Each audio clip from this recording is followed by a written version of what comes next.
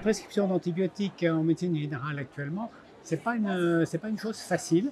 Effectivement, on est à l'état d'un certain nombre de contraintes. Il y a des situations qui sont faciles parce que l'indication est assez évidente et donc on aura un choix assez facile à faire. Il y a des indications qui sont plus difficiles et puis il y a un certain nombre de situations très difficiles parce qu'a priori, on estime qu'il n'y a pas forcément lieu de prescrire des antibiotiques et pourtant, on a une demande du patient qui est assez importante et qui est assez insistante pour nous demander de prescrire des antibiotiques. Donc dans ces situations difficiles, je crois que le premier objectif, c'est de bien comprendre quelle est la motivation du patient.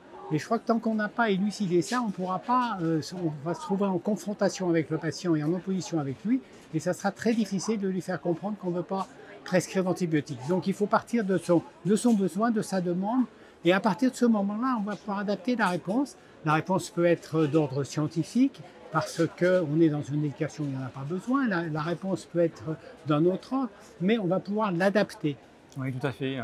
Ce qu'il faut rappeler aux patients, c'est que bon nombre d'infections sont d'origine virale et donc ne nécessitent pas d'antibiotiques. Ça ne sert à rien puisque ça ne marche pas. Le deuxième élément qu'on prend en compte, c'est effectivement la durée de traitement. Aujourd'hui, on va aller vers la réduction des durées de traitement. Il est démontré que quand on prescrit les antibiotiques sur une courte durée, eh bien, c'est aussi efficace que sur une longue durée. L'autre élément, l'autre outil important à prendre en compte, c'est les tests de diagnostic rapide.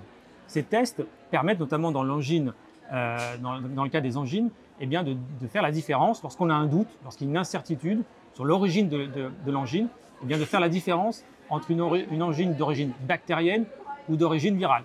Et puis enfin, le dernier point, c'est qu'il y a un certain nombre d'antibiotiques qui sont particulièrement, qui génèrent beaucoup d'effets indésirables, beaucoup de résistance bactérienne. Eh bien, on va choisir une molécule adaptée au traitement. C'est pour ça qu'il faut expliquer aux patients que c'est important le choix de la bonne molécule parce que c'est celle-ci qui va être efficace contre le germe.